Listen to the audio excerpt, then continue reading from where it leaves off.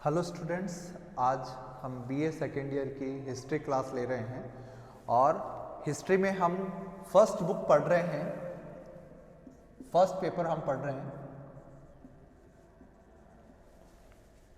First paper Bharat का मध्यकालीन इतिहास, जिसमें फर्स्ट चैप्टर हम पढ़ेंगे आज का भारत पर मुस्लिम आक्रमण, यानी भारत पर जो भी मुस्लिम आक्रमण हुए हैं उनकी चर्चा आज हम इस लेक्चर में करेंगे।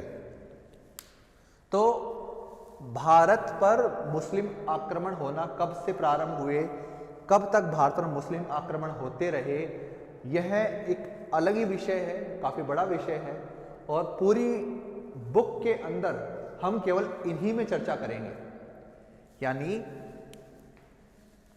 712 ईस्वी से लेकर 1761 ईस्वी तक लगातार भारत पर मुस्लिम आक्रमण होते रहे। 712 ईस्वी में जब मोहम्मद बिन कासिम ने आक्रमण किया था, पहला सफल आक्रमण था, पहला सफल। इससे पहले हो चुके हैं 636 ईसा पूर्व के 636 ईस्वी के पश्चात ही भारत पर मुस्लिम आक्रमण होना शुरू हो गए। 636 ईस्वी से भारत पर मुस्लिम आक्रमण होना शुरू हो गए थे, परंतु सफल कब हुए? 712 ईस्वी में। 712 ईस्वी में वो पहली बार सफल हुए और 1761 ईस्वी तक यह आक्रमण चलते रहे। बीच में कुछ अंतराल रहा, कुछ समय गैप आए, परंतु अस्थायी। 1761 में तब तक चले जब तक अहमद शाह अब्दाली भारत पर आक्रमण करता है। अहमद शाह अब्दाली के आक्रमण तक का हम अध्ययन करेंगे यहां पर, कि भारत पर कासिम से लेकर अहमद शाह अब्दाली तक जो भारत पर आक्रमण हुए और उन आक्रमणों के पश्चात भारत में क्या व्यवस्थाएं रही, यह सब हम यहां पर पढ़ेंगे आज के टॉपिक में। तो आज हम चैप्टर शुरू करते हैं, अपना पहला चैप्टर, भारत पर मुस्लिम आक्रमण।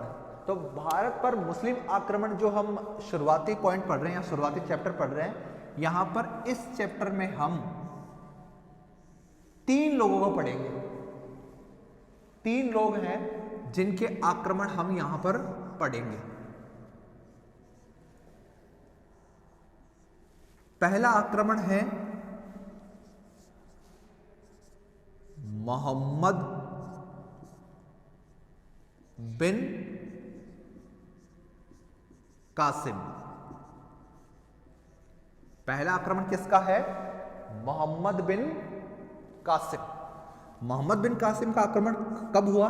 अब हम जैसे इसका नाम लिख चुके हैं मोहम्मद बिन कासिम, तो अब हम इसके नीचे इसकी डेट भी लिख देते हैं कि इसका आक्रमण कब हुआ।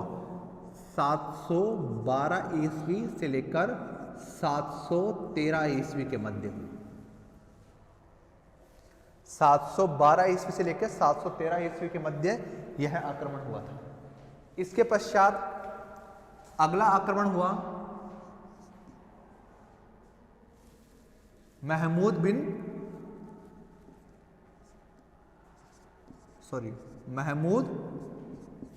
गजवनी।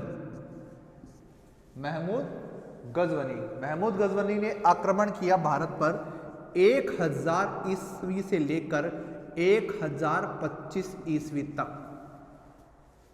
जब भारत पर मुख्य आक्रमण हुए, वैसे इसकी मृत्यु 1030 ईस्वी में हुई है, परंतु आक्रमण जो भारत के रहे वो 1025 ईस्वी तक के ही रहे। 1027 ईस्वी में भी इसने एक आक्रमण किया था, परंतु वो मुख्य रूप से आक्रमण नहीं था, वह एक जनजाति थी जिसे दबाने के लिए उसने आक्रमण किया था। 1025 तक की ईस्वी का उसे आक्रमण हम यहां पे लेंगे।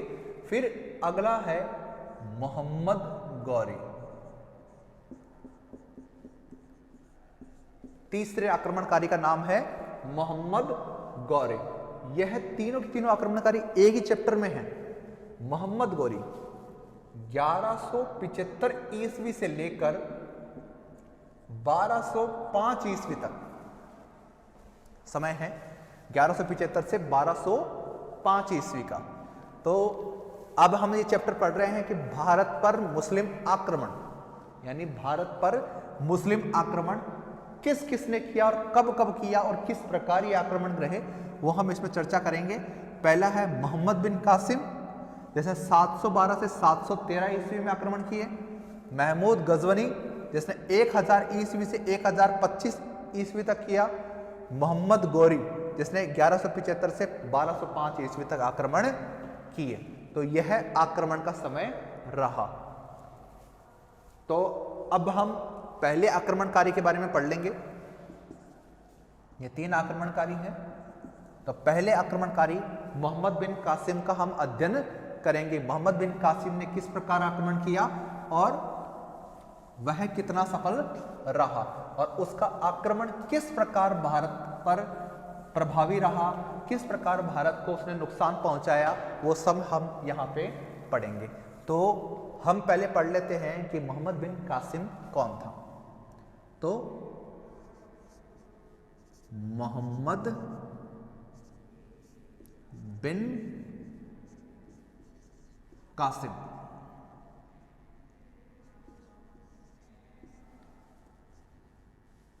हालांकि ये आक्रमणकारी था, परंतु मैं इससे बड़ा इंप्रेस हूं कि जिस उम्र में बच्चे कुछ नहीं कर पाते उस समय इसने सब कुछ कर दिया। इसने 17 वर्ष की आयु में भारत पर विजय प्राप्त की।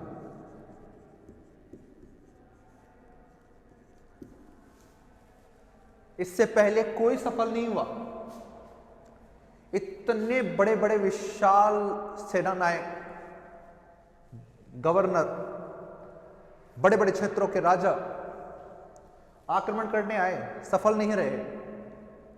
और यह एक 17 साल का लड़का भारत में कुछ हजार सैनिकों के साथ आता है और भारत पर विजय प्राप्त करता है। इसलिए बहुत इंप्रेसिव पर्सनैलिटी है यह। तो अब हम चर्चा करते हैं आखिरकार मोहम्मद बिन कासिम के बारे में। तो हम एक कच्चा सा मैप बनाते हैं ताकि हमें ये और भी अच्छे से समझ में आए कि आखिरकार कासिम कहाँ से किस प्रकार था और किस प्रकार यह आक्रमण हुआ। तो यह हमने हिमालय पर्वत बना दिया। वैसे हिमालय पर्वत ऐसा नहीं दिखता है, परंतु हमने एक कच्चा बनाया है मैप। ये हमने बनाया है यहाँ पे सुलेमान किर्थर पर्वतमाला।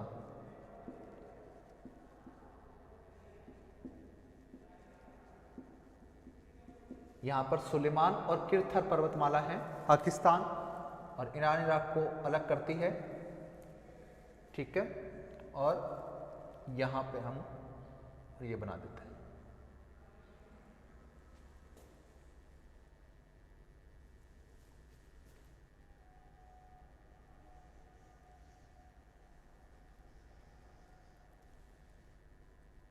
यह हमारे एक कच्चा मैप बन गया जिसमें हम चर्चा करेंगे अन्य विषयों की। और यह आगे जाकर हम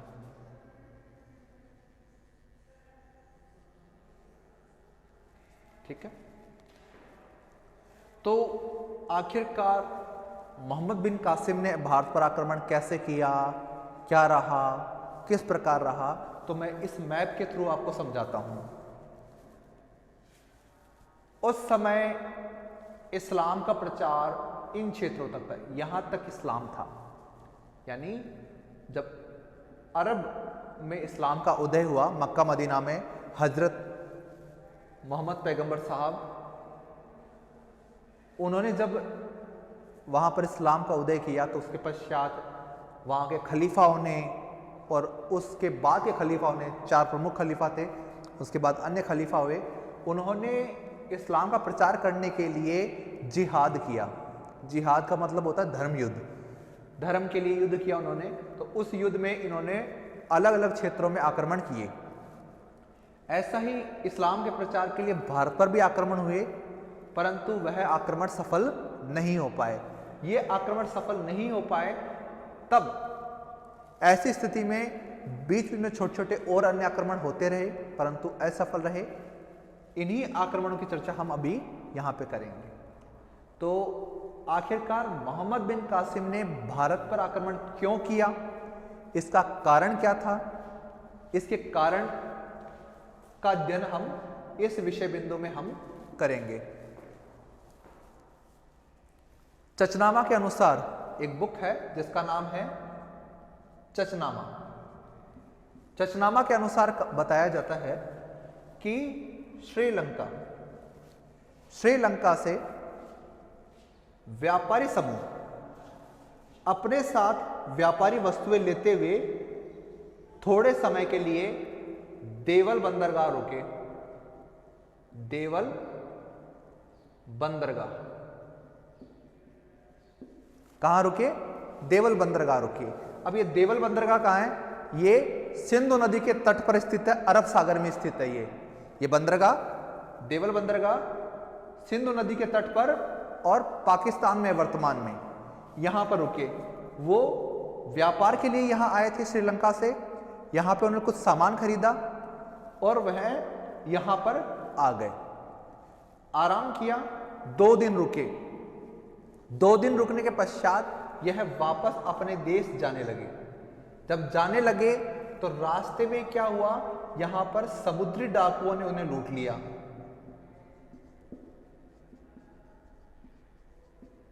समुद्री डाकुओं ने उसे लूट लिया, यानी श्रीलंका से उन्होंने जो सामान खरीदा उसे समुद्री डाकुओं ने लूट लिया। अब लूट लिया तो यह समुद्र की घटना है।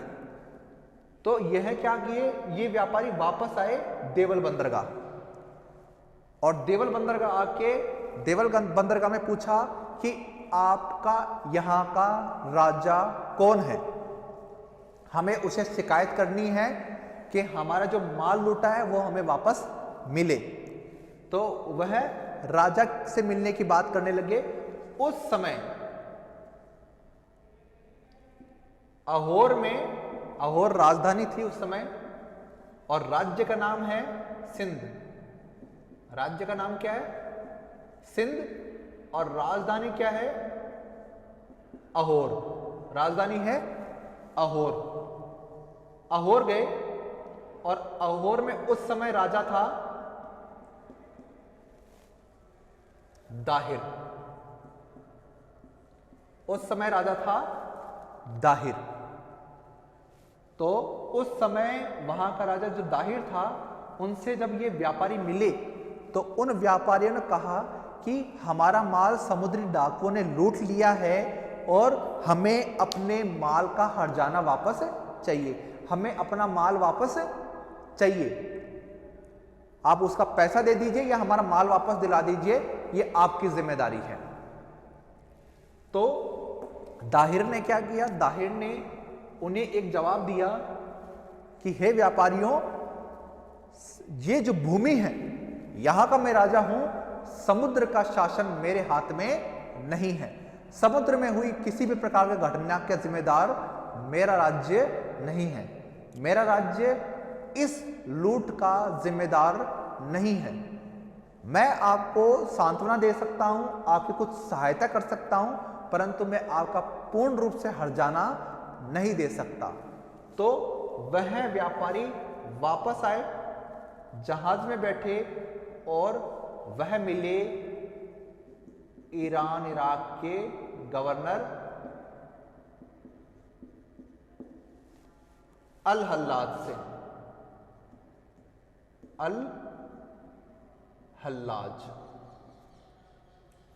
ठीक है। वह यहां से निकले और कहां पहुंचे? अल हल्लाज के पास में। अल हल्लाज मुस्लिम गवर्नर था, और खलीफा तक पहुंचने से पहले यह पास में पड़ता था। तो वह अपनी समस्या को लेकर पहली बार किसके पास में गए? अल हल्लाज के पास में गए। अल हल्लाज को भी यही घटना बताई कि हमें समुद्री डाकुओं ने लूट लिया, उस पर हमने खलीफा के लिए और आपके लिए कुछ उपहार रख रखे थे, कुछ स्त्रियां भी थी जो आपके लिए उपहार में भेजी गई थी श्रीलंका के राजा ने। तो ये बातें जो उन्होंने की, तो उससे अल हल्लाज गुस्से में आया और उसने एक सेना भेजी देवल में। अल हल्लाज ने एक सेना भेजी देवल में। क्यों? क्योंकि दाहिर ने मना कर दिया था सहायता करने के लिए। तो समुद्री डाकुओं को दंडित करने की बजाय उन्होंने दाहिर को दंडित करना उचित समझा और उन्होंने आक्रमण किया देवल बंदरगाह पर। परंतु यह आक्रमण क्या रहा? असफल रहा, बिल्कुल रूप से असफल रहा। फिर अल हल्लाज ने दूसरी बार एक और बार भेजा और दूसरा आक्रमण भी क्या हुआ? असफल रहा। यह दोनों आक्रमण पूर्ण रूप से असफल रहे। तब वहां पर उन्होंने, जब उन्हें कोई आशा नहीं रही, उसके ऊपर प्रश्न चिन्ह लगने लग गया कि आखिरकार मैं किस प्रकार से अपना और अपनी शासन का जवाब दूंगा कि आखिरकार मैं शासन कर रहा हूं और मैं 2 बार पराजित हो गया। तब अल हल्लाज ने तीसरा आक्रमण करने के लिए भेजा कासिम को। पहले के 2 आक्रमण असफल हो चुके थे, तो अल हल्लाज ने, जो इराक का गवर्नर था, उसने कासिम को भेजा आक्रमण करने के लिए। अब ये कासिम कौन है? आखिरकार अल हल्लाज ने कासिम को क्यों भेजा? कासिम आखिरकार क्या लगता था उसका कि उसने कासिम को भेजा? और 17 साल का लड़का, आयु 17 साल, फिर कैसे भेज दिया? कोई तो कारण होगा। अल हल्लाज का यह लगता था भतीजा। कासिम, मोहम्मद बिन कासिम अल हल्लाज का भतीजा था, बड़े भाई का लड़का, और साथ में यह उसका दामाद भी था, यानी उसका जवाई। कासिम अल हल्लाज का भतीजा भी था और उसका दामाद भी था, और 17 वर्ष की यौवन में उसको उसकी जवानी कारण भेजा गया कि इस समय वह अपनी यौवन अवस्था में है, तो अन्य लोगों की बजाय इसमें स्फूर्ति और जोश और अधिक है। तो इसके नेतृत्व में एक सेना भेजी गई। कहां भेजी गई? देवल बंदरगाह। अब देवल बंदरगाह में कासिम को भेज दिया गया। जब कासिम वहां पहुंचा तो उसने वहां पर पहुंचते ही देवल बंदरगाह को चारों ओर से घेर लिया। देवल बंदरगाह को चारों ओर से घेरकर उसने वहां पर घेराबंदी कर दी। यहां पे देवल है, देवल बंदरगाह है। देवल बंदरगाह पहुंच गया, उसने देवल बंदरगाह को घेर लिया, यहां पर सेना लगा ली उसने अपने चारों ओर। देवल बंदरगाह चारों ओर से बंद, परकोटे से बंद हो गया। अब कासिम के पास बहुत कम सेना थी, तो इतना लंबा सफर करके आया तो वो थका हुआ भी था।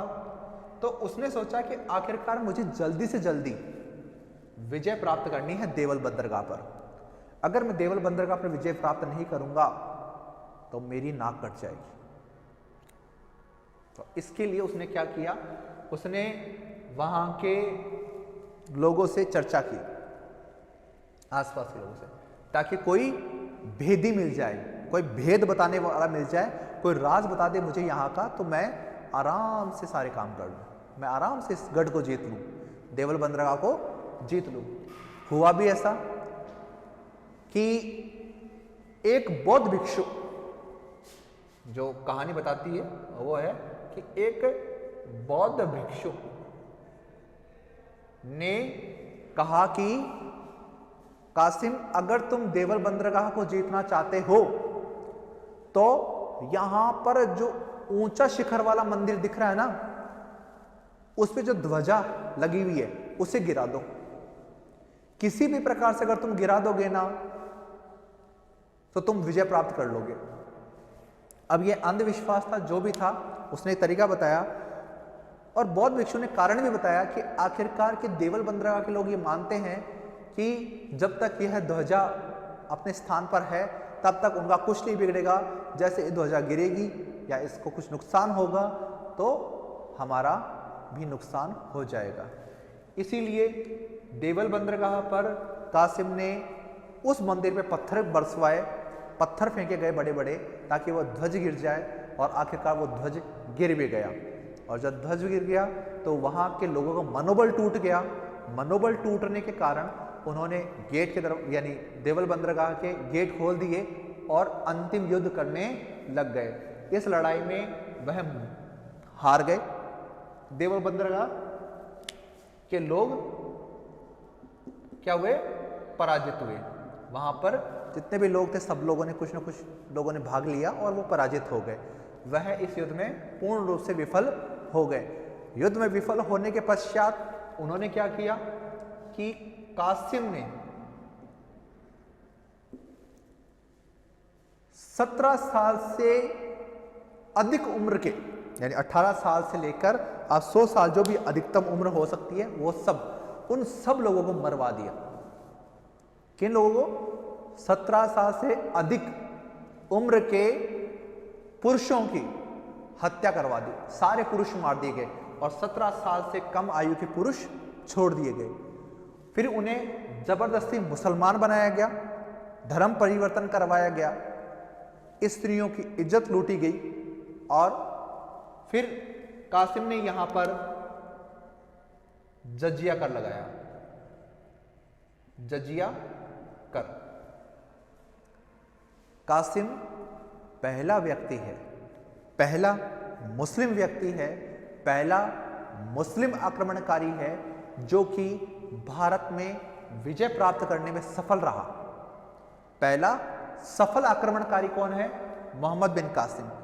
प्लस भारत का पहला मुस्लिम शासक जिसने जजिया कर वसूला।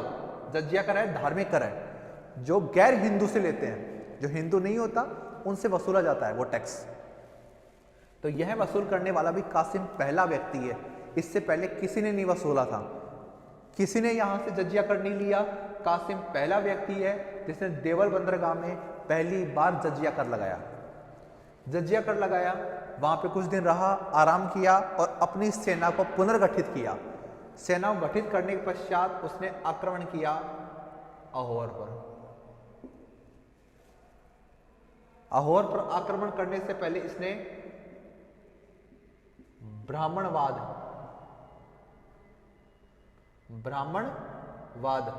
नगर पर विजय प्राप्त की। इसने 712 में देवल बंदरगाह जीता, 712 में ही ब्राह्मणवाद नगर जीता और 712 में अहोर पहुंच गया। और अहोर में पहुंचने से पहले इसने दाहिर को पराजित किया।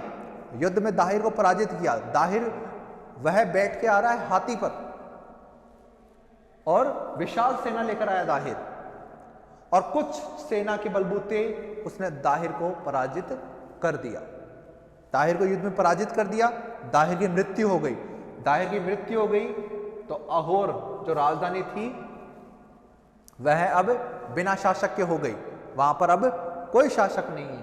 तब अहोर की सुरक्षा किसने की? 2 रानियों ने, रानी बाई और लाडी बाई। किसने की? अहोर की सुरक्षा की दाहिर की मृत्यु के बाद में रानी बाई और लाडी बाई ने। 712 में दाहिर की मृत्यु हो गई और रानी बाई और लाडी बाई ने सत्ता संभाल ली। अब उन्होंने नगर के गेट बंद करा दिए, दुर्ग के गेट बंद करा दिए। अब नगर की रक्षा करने लगे। नगर की रक्षा करने लगी तो उन्होंने गर्मा गर्म तेल चढ़ा दिया, मिर्ची होती है उसे, तीर भाले जो भी मिला सुरक्षा के लिए सब तैयार कर दिया और नगर की रक्षा करने लगी। जैसे ही कासिम वहां पहुंचा, घेर लिया दुर्ग पर अधिकार करने की कोशिश करने लगा। दुर्ग पर अधिकार करते समय उसको इतनी हानि हुई जितनी कभी नहीं हुई। स्त्रियों ने इतनी हानि पहुंचाई है, रानी बाई और लाडी बाई ने। जब उनके पास कोई भी साधन नहीं बचा, अंतिम क्षण आने लगा, तो उन्होंने क्या किया, रानी बाई और लाडी बाई ने भारत का पहला जौहर किया। अपनी मान मर्यादा बचाने के लिए, अपनी सुरक्षा के लिए, अपने आप को बचाने के लिए, अपने आप को जीवित रखने के बजाय उन्होंने जौहर की आग में खुद को समर्पित कर दिया। उन्होंने जीवन से बढ़कर अपने स्वाभिमान को माना और उन्होंने भारत का पहला जौहर किया। क्वेश्चन उठता है कंपटीशन क्लासेस में कि भारत का पहला जौहर किसने किया। भारत का पहला जौहर रानी बाई लाडी बाई ने किया, जो कि ब्राह्मण स्त्रियां हैं, राजपूत स्त्रियां नहीं है, ब्राह्मण स्त्रियां ही हैं, ब्राह्मण हैं। दाहिर ब्राह्मण था, दाहिर की पत्नी ने यह जौहर किया और इस प्रकार अहोर पर भी अधिकार कासिम का हो गया। फिर इसके पश्चात 713 में मुल्तान पर विजय प्राप्त की। मुल्तान पर विजय प्राप्त की किसने? कासिम ने। कासिम ने 712 में देवल के पश्चात ब्राह्मणवाद, ब्राह्मण के बाद में अहोर, अहोर के बाद में मुल्तान पर विजय प्राप्त की और 713 ईस्वी में उसने विजय प्राप्त कर ली मुल्तान पर। मुल्तान पर विजय प्राप्त करने के पश्चात उसने एक सशक्त शासन खड़ा कर लिया भारत में, अपने इन क्षेत्रों में। यानी इतना बड़ा क्षेत्र कासिम ने अकेले ने जीत लिया। एक 17 साल के लड़के ने कुछ मुट्ठी भर सेना सहित देवल, ब्राह्मणवाद, अहोर और मुल्तान पर विजय प्राप्त की। ऐसा भारतीय इतिहास में पहली बार हुआ और इससे पहले ऐसा कुछ भी नहीं हुआ था।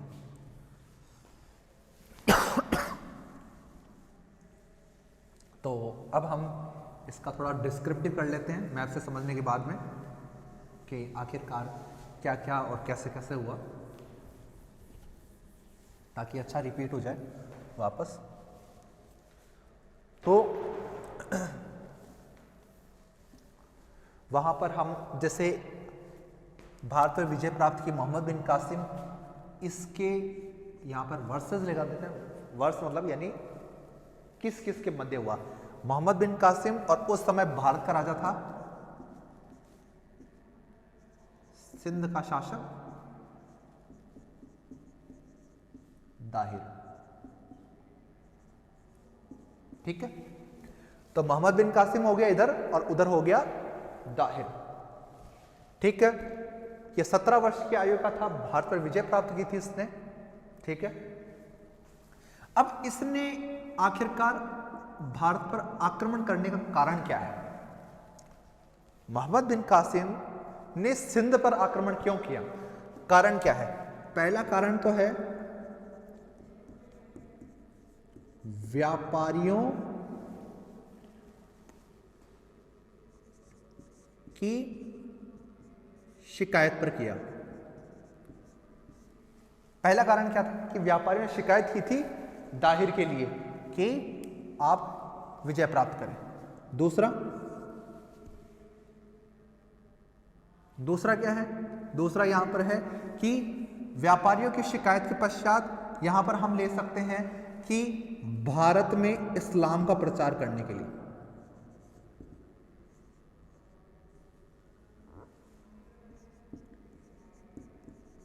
इस्लाम का प्रचार करने, यानी भारत में इस्लाम लाने के लिए भी इन्होंने आक्रमण किया था। तीसरा कारण भारत को लूटने के लिए।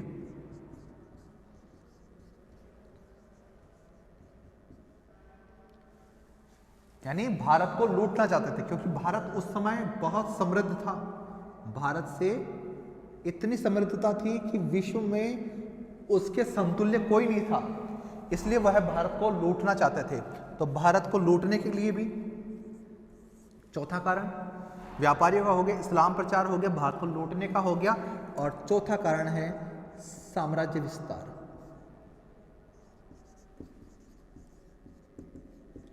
आखिरकार कोई शिकायत कर दे, कोई व्यापारिक शिकायत बहुत आती है, तो क्या हर किसी व्यापारिक शिकायत पे हर किसी पे आक्रमण कर देंगे? नहीं, उसके पीछे कई कारण उत्तरदायी होते हैं। तो इस्लाम का प्रचार भी करना चाहते थे वो, ताकि उनमें धार्मिक जोश रहे, धर्म के लिए जोश रहे, तो वो अच्छे से लड़े। भारत को लूटना था धन प्राप्त करने के लिए, और अपने साम्राज्य का विस्तार करना चाहते थे, इसलिए इन 4 कारणों को लेकर उन्होंने आक्रमण किया था। तो उस समय मोहम्मद बिन कासिम ने आक्रमण किया था, तो इन 4 कारणों के लिए किया था। उस समय उसके 17 वर्ष थी और भारत विजय की थी उसने। अब उस समय गवर्नर कौन था? गवर्नर कौन था उस समय का? तो उस समय का गवर्नर था अल हल्लाज। उस समय गवर्नर कौन था? अल हल्लाज। इसका क्या लगता था? चाचा भी और ससुर भी। अल हल्लाज क्या लगता है? कासिम का चाचा भी लगता है और ससुर भी लगता है। इससे अगर हम यहां पे भी लिखना चाहें तो ये लिख सकते हैं इसे, ये भतीजा भी था और जवाई भी। ठीक है, तो मोहम्मद बिन कासिम क्या है? भतीजा भी था और उसका जवाई भी था। इसी प्रकार गवर्नर की बात करें तो अल हल्लाज जो है वो चाचा भी था और ससुर भी था। ठीक है, तो यहां तक की हम चर्चा कर चुके हैं। और उस समय खलीफा कौन था? खलीफा का मतलब क्या होता है? खलीफा का मतलब होता है धर्मगुरु, यानी जैसे कि चर्च या ईसाई धर्म होते हैं, क्रिश्चियन होते हैं, उनके धर्मगुरु को पोप कहते हैं, पोप। उसी प्रकार से इस्लाम में जो धर्मगुरु होता है उसको हम क्या बोलते हैं? खलीफा। तो उस समय खलीफा था वालिद। खलीफा का नाम था उस समय वालिद। वालिद उस समय के खलीफा थे। और उस समय गवर्नर था अल हल्लाज, जो कि कासिम के चाचा भी थे और उसके ससुर भी लगते थे। और ये कहाँ के गवर्नर थे? ईरान इराक क्षेत्र के गवर्नर थे ये। और जो भारत का पड़ोसी मुस्लिम क्षेत्र था वहाँ के गवर्नर हैं। ठीक है, तो ये क्षेत्र कंप्लीट हुआ। अब होते हैं हम सिंध का शासक कौन था? दाहिर था। अब सिंध का शासक दाहिर है, तो हम चर्चा कर लेते हैं इसकी पत्नियां कौन कौन थी। इसकी पत्नियों के नाम थे रानी बाई और लाडी बाई। इसकी पत्नियों के नाम है रानी बाई और लाडी बाई। इसके पुत्र का नाम है जय सिंह। इसकी पुत्रियों के नाम हैं, पुत्रियों के नाम है सूर्या देवी और परिमल देवी। सूर्या देवी और परिमल देवी। तो यह इसका बेसिक परिचय हो गया। और इधर यह बेसिक परिचय हमारा हो गया कि हाँ, इंट्रोडक्शन हो गया हमारा मोहम्मद बिन कासिम का और उधर सिंध के राजा दाहिर का। अब सिंध के राजा दाहिर की इसकी राजधानी कौन सी है? राजधानी है अहोर। और बंदरगाह कौन सा था?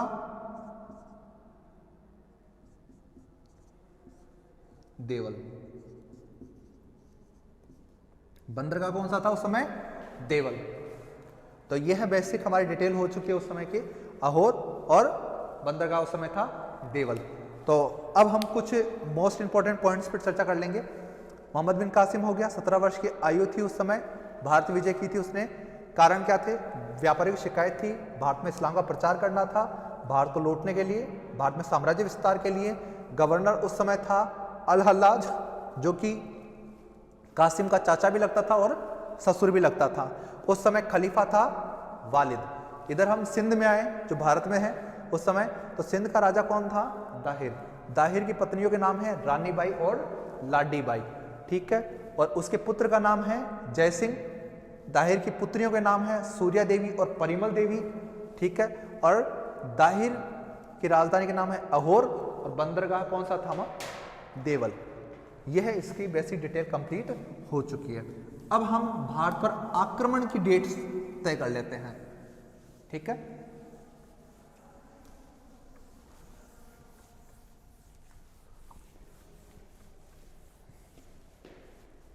अब हम भारत पर डेट्स कंफर्म कर लेते हैं कि आखिरकार किस प्रकार कौन सी डेट्स पे क्या क्या हुआ। तो 712 ईस्वी, 712 ईस्वी में पहली चीज क्या हुई कि कासिम ने देवल बंदरगाह विजय किया। पहली चीज क्या है कि कासिम ने क्या किया? देवल बंदरगाह पर विजय प्राप्त की। कब की? 712 ईस्वी में। 712 ईस्वी में यही बात है कि कासिम ने ब्राह्मणवाद पर विजय प्राप्त की, ठीक है। 712 ईस्वी में उसने क्या किया? ब्राह्मणवाद पर विजय प्राप्त की थी। सेम डेट है, 712 ईस्वी में ही कासिम ने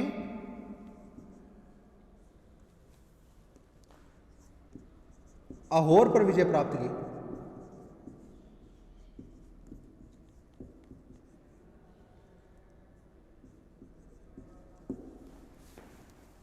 कासिम ने क्या किया? अहोर पर विजय प्राप्त की, ठीक है। यहां पर विजय प्राप्त हो गई। अहोर क्या है? अहोर सिंध की राजधानी है। अब आता है 713 ईस्वी। कासिम ने क्या किया? मुल्तान पर विजय प्राप्त की।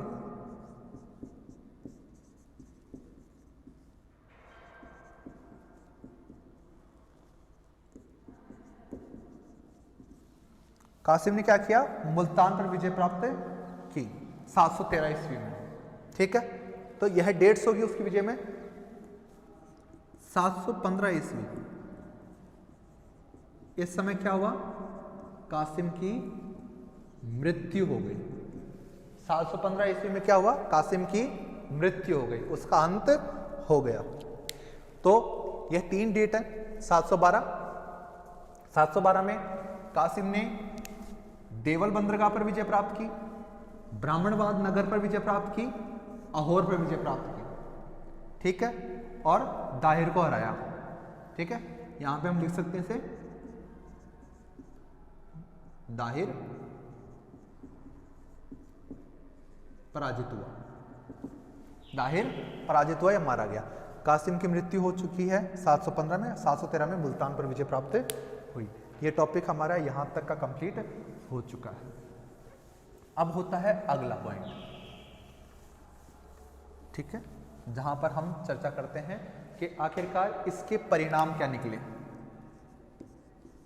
परिणाम, आखिरकार उसने जब भारत पर आक्रमण किया उसके लिए कुछ कारण उत्तरदायी हैं, तो आखिरकार परिणाम भी तो कुछ होंगे कि आखिरकार भारत पर उसने आक्रमण किया, उसने विजय प्राप्त की, तो उसके क्या परिणाम हमें भविष्य में दिखाई दिए। कारण तो हमें पता चल गए, अब परिणाम की चर्चा करते हैं। परिणाम में पहली बात कि भारत में मुस्लिम राज्य स्थापित, भारत में मुस्लिम राज्य स्थापित हुआ, ठीक है। दूसरा, भारत में मुस्लिम राज्य स्थापित हो गया। दूसरा क्या रहा कि सर्वप्रथम जजिया कर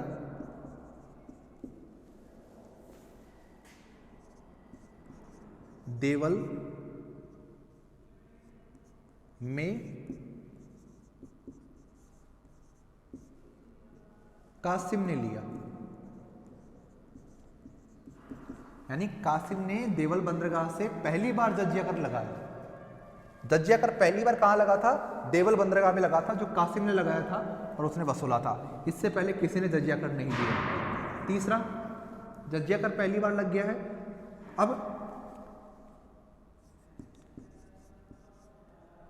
सर्वप्रथम जौहर, रानी बाई व लाडी बाई ने किया। कहां किया इन्होंने? अहोर में। जगह नाम ब्रैकेट में लिख दिया। सर्वप्रथम जौहर किसने किया? रानी बाई और लाडी बाई ने। कहां किया? अहोर में किया। यह भी यहां का पहला परिणाम निकला। चौथा, हिंदू मुस्लिम संस्कृति का प्रारंभ हुआ। यानी हिंदू मुस्लिम संस्कृति का प्रारंभ कब हुआ? क्योंकि इससे पहले मुसलमान तो व्यापारी के तौर पे आते जाते रहते थे, परंतु एक विजेता के तौर पे आने पश्चात यहाँ पर मुस्लिम बस्तियां बसी, जिसके कारण हिंदू मुस्लिम संस्कृति का विकास हुआ। इससे पहले हिंदू मुस्लिम संस्कृति का विकास नहीं हो रहा था। अब यहाँ से हम हिंदू मुस्लिम संस्कृति का विकास होना प्रारंभ हो गया है। तो इस प्रकार यह हुआ है। चौथा, अब पांचवा पॉइंट कि यहां पर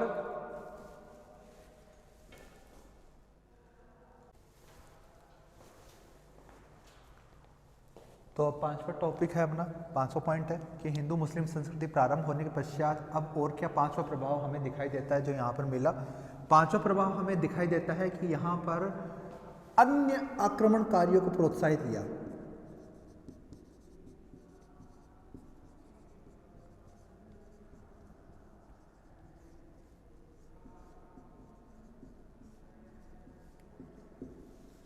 क्या किया कि अन्य आक्रमणकारी और कोई आक्रमणकारी आए तो उनको प्रोत्साहन मिला कि हम भारत पर विजय प्राप्त कर सकते हैं।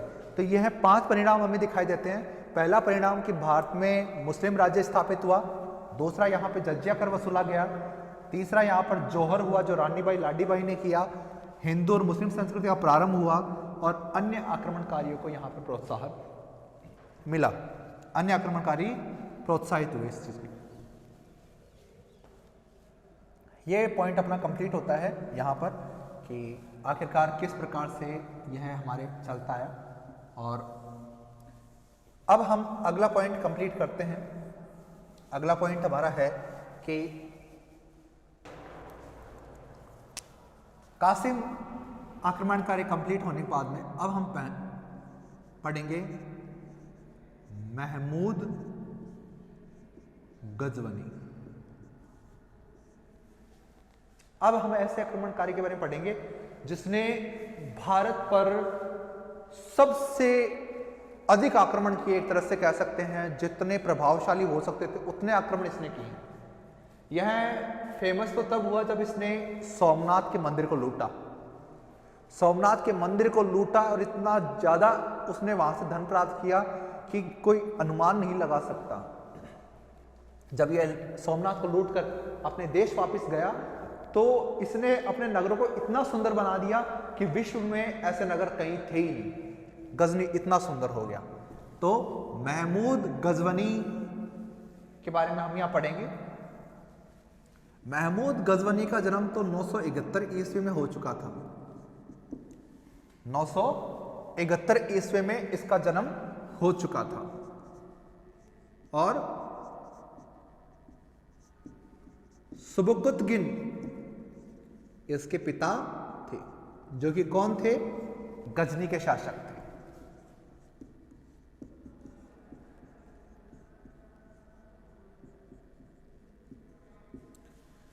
शबुकुतगिन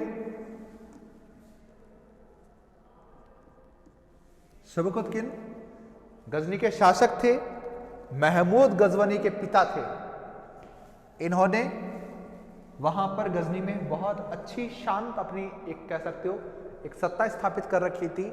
इसके समय भारत पर इन्होंने भी आक्रमण किया था, परंतु कुछ खास फर्क नहीं पड़ा इनके आक्रमण का। परंतु महमूद गजनवी को प्रोत्साहन इन्हीं के समय से मिलना प्रारंभ हो गया था। शबुकुद्दीन की मृत्यु के पश्चात महमूद गजनवी शासक बना 998 ईस्वी में।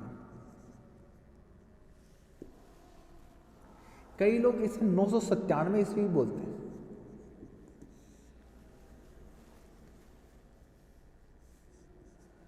ठीक है, शासक बनाई, राजा बन गया। कहां का बना? गजनी का।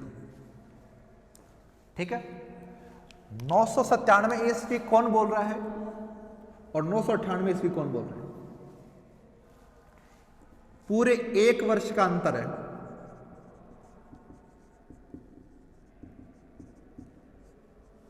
और यह अंतर इस कारण है क्योंकि इस 1 वर्ष में महमूद गजनवी का अपने छोटे भाई के साथ में गृह युद्ध चला, और जब गृह युद्ध चला तो उसने अपने छोटे भाई को मारकर 998 ईस्वी में स्वयं गद्दी पर बैठ गया। इसलिए जो सबसे मान्य तिथि है 998 ईस्वी है। 998 ईस्वी में ही महमूद गजनवी गद्दी पर बैठा, और बहुत कह सकते हो बहुत कट्टरता से उसने इस चीज को प्राप्त किया, क्योंकि उसने अपने छोटे भाई को बहुत निर्ममता से मारा। सत्ता का इतना लोभी व्यक्ति था जितना कि भारतीय इतिहास में आज तक कोई शासक नहीं रहा। महमूद गजनवी जब गद्दी पर बैठा तो उसने गद्दी पर बैठते ही उसकी महत्वाकांक्षा जाग उठी और उसने अपने विजय अभियान बनाए। तो महमूद गजनवी गद्दी पर बैठने के पश्चात उसने विजय अभियान किए।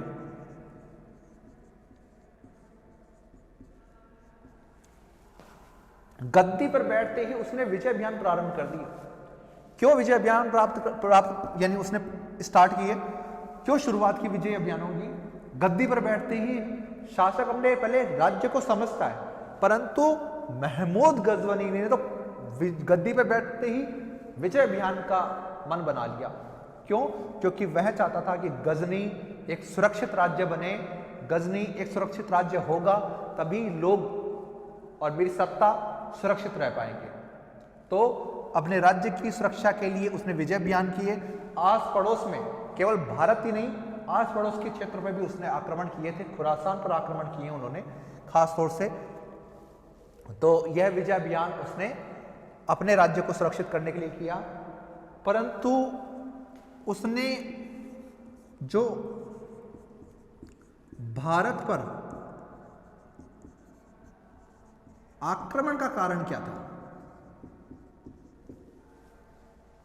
आखिरकार महमूद गजनवी, जो कि गजनी का एक स्वतंत्र शासक था, वो एक सत्ता पे रहने वाला आदमी था, उसने भारत पर आक्रमण क्यों किया? कारण क्या था उसका? भारत पर आखिरकार वह आक्रमण क्यों करना चाहता था? क्यों वह भारत पर विजय प्राप्त करके ऐसा क्या प्राप्त कर लेता? कासिम भारत पर विजय प्राप्त करने पश्चात 2 वर्ष ही जीवित रहा, उसके पश्चात वो जीवित भी नहीं रहा। तो आखिरकार कारण क्या है कि वह इस चीज को किस प्रकार डिफाइन कर सकते हैं? तो हम यहां पे इसके कारण बताते हैं।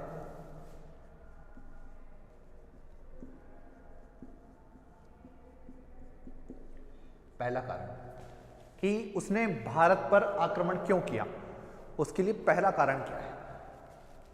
भारत पर आक्रमण करने वाला प्रत्येक मुस्लिम व्यक्ति यह कारण जरूर बताता है, और कोई कारण बताए ना बताए, यह कारण जरूर है, और इसकी आड़ में वह बहुत कुछ करता है। इस्लाम का प्रचार प्रसार, धर्म की आड़ लेते हैं यह लोग। धर्म की आड़ लेके ये सोचते हैं कि इन्हें कीर्ति प्राप्त होगी। कोई कीर्ति प्राप्त नहीं हो रही इन्हें। यह सोचते हैं कि इस्लाम का प्रचार करने निकले हैं, परंतु इन्होंने इस्लाम के लिए ऐसा कुछ नहीं किया। जितने भी आक्रमणकारी हुए, जैसे कासिम हुआ, उसने भी ये चीज कही कि मैं इस्लाम का प्रचार करने जा रहा हूं, महमूद गजवनी है, इसने भी ये चीज़ कही मैं इस्लाम का प्रचार करने जा रहा हूँ। आगे मोहम्मद गौरी आएगा, वो भी ये चीज़ कहेगा कि मैं इस्लाम को बढ़ाना जा रहा हूँ। सब मुस्लिम शासकों ने बात की, परंतु इन्होंने ऐसा कुछ नहीं किया। दूसरा, साम्राज्य की सुरक्षा।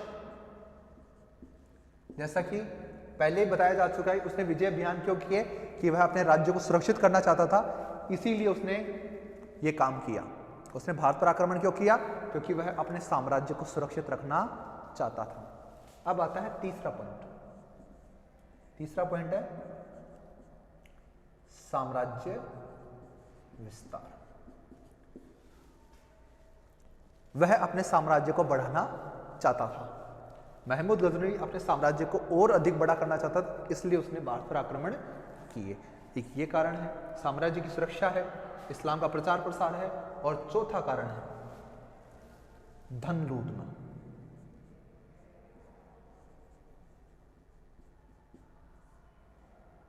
यानी ये बात कही गई कि भारत जैसे देश, जिसे सोने की चिड़िया कहा जाता है, इस सोने की चिड़िया को लूटने की आशा से महमूद गजवनी ने भारत पर आक्रमण किया था।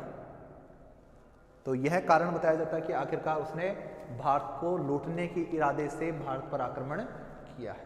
तो ये चार कारण हैं: इस्लाम का प्रचार करने के लिए, साम्राज्य की सुरक्षा करने के लिए, साम्राज्य का विस्तार करने के लिए, और भारत को लूटने के लिए। अब जितने भी इतिहासकार हैं, इनमें आप जितने भी हम मानते हैं, जैसे आशीर्वाद लाल श्रीवास्तव हैं, सतीश चंद्र हैं, ये इतिहासकार भी, यह इतने बड़े इतिहासकार होने के बावजूद दोनों की विचारधाराएं अलग हैं, परंतु यह इतिहासकार ये मानते हैं कि महमूद गजवनी की कोई भी लड़ाई ये नहीं बताती कि उसने इस्लाम का प्रचार किया है, नहीं बताती। साम्राज्य की सुरक्षा नहीं बताती, यानी यह कारण नहीं मानते वो लोग। साम्राज्य की सुरक्षा भी कारण नहीं मानते, साम्राज्य का विस्तार भी नहीं मानते। वो एक ही कारण मानते हैं कि वो भारत को केवल लूटने के लिए आया था। एक कारण कि महमूद गजनवी ने भारत पर आक्रमण इसलिए किया क्योंकि वह भारत को लूटना चाहता था। उसने किसी भी राज्य को आक्रमण करने के पश्चात उसने वहां पर स्थायी रूप से कोई सत्ता नहीं बनाई, वो वहां पर शासक नहीं बना, उसने वहां पर सत्ता स्थापित नहीं की, वह वहां पर कोई सत्ता स्थापित नहीं करेगा। उसने वहां पर किसी भी प्रकार से इस प्रकार कार्य नहीं किया कि वो वहां पर सत्ता स्थापित करे। तो किसी प्रकार से हम ये नहीं कह सकते कि महमूद गजनवी ने भारत पर साम्राज्य बढ़ाने के लिए या साम्राज्य की सुरक्षा के लिए या इस्लाम का प्रचार करने के लिए आक्रमण किया। सभी इतिहासकार ये मानते हैं कि महमूद गजनवी ने केवल भारत को लूटने के लिए, केवल और केवल लूटने के लिए ही आक्रमण किए। तो महमूद गजनवी ने भारत पर जितने भी आक्रमण किए, सारे के सारे आक्रमण उसके भारत को लूटने के इरादे से थे, न कि कोई साम्राज्य विस्तार करने के लिए। ठीक है, तो महमूद गजनवी का जो जन्म है वो 971 ईस्वी में हुआ। उसके पिता का नाम है शुबकुतगिन। ये गजनी के शासक भी थे और उसके पिता भी थे, शुबकुतगिन। ठीक है, और 997-98 में एक वर्ष का क्या चला, गृह युद्ध है, गृह युद्ध चला, और 998 ईस्वी में, ठीक है, मैं एक बार इसको थोड़ा और क्लियर कर देता हूं।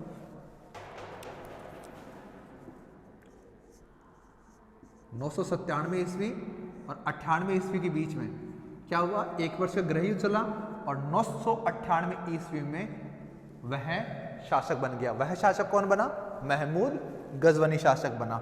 ठीक है, अब उसने गद्दी पर बैठने के पश्चात क्या किए? विजय अभियान किए। उसने शासन सत्ता पे ध्यान नहीं दिया, उसने प्रशासन नहीं संभाला, उसने ध्यान किस पे दिया? विजय अभियान पे। और उसमें उसके पश्चात उसने भारत पर आक्रमण किए। भारत पर आक्रमण करने के कारण क्या थे? 4 कारण हैं: इस्लाम का प्रचार करना, प्रसार करना, साम्राज्य की सुरक्षा करना, साम्राज्य का विस्तार करना और धन लूटना। जिसमें सभी इतिहासकार ये मानते हैं कि वह भारत को लूटना चाहता था। अब हम ये पढ़ेंगे कि आखिरकार महमूद गजनवी ने भारत पर कब कब और कौन कौन से आक्रमण किए हैं। तो भारत पर महमूद गजनवी ने 1000 और कुछ लोग इसे 1001 ईस्वी भी कहते हैं से लेकर 1025 ईस्वी तक आक्रमण किए। 1000 या 1001 ईस्वी से लेकर 1025 ईस्वी तक आक्रमण किए। कुछ लोग इसे 1027 ईस्वी भी बोलते हैं कि 1027 ईस्वी में भी उसने आक्रमण किया, परंतु 1027 ईस्वी में जो उसने आक्रमण किया था वह केवल और केवल एक जनजाति को दबाने के लिए किया गया था, क्योंकि रास्ते में जाते समय उसे परेशान किया गया। तो वह 1027 ईस्वी में उसने आक्रमण किया और यह आक्रमण उसने सफल किया, और इनमें से कोई भी आक्रमण उसका असफल नहीं है। और महमूद गजनवी है ना, उसकी मृत्यु 1030 ईस्वी में हुई है। उसकी मृत्यु 1030 ईस्वी में हुई है। बाकी आप देखेंगे सत्ता में बैठने के पश्चात उन्हें सारा समय युद्ध में लगाया है। वह युद्ध अभियान में लगातार चलता रहा। 1000 ईस्वी से लेकर 1025 ईस्वी तक उसने भारत पर आक्रमण किए। तो यह आक्रमण उसने किस किस समय और किस किस शासक पे किया है, यह हम इसमें पढ़ेंगे कि आखिरकार कौन से शासक के समय कौन से आक्रमण किए गए।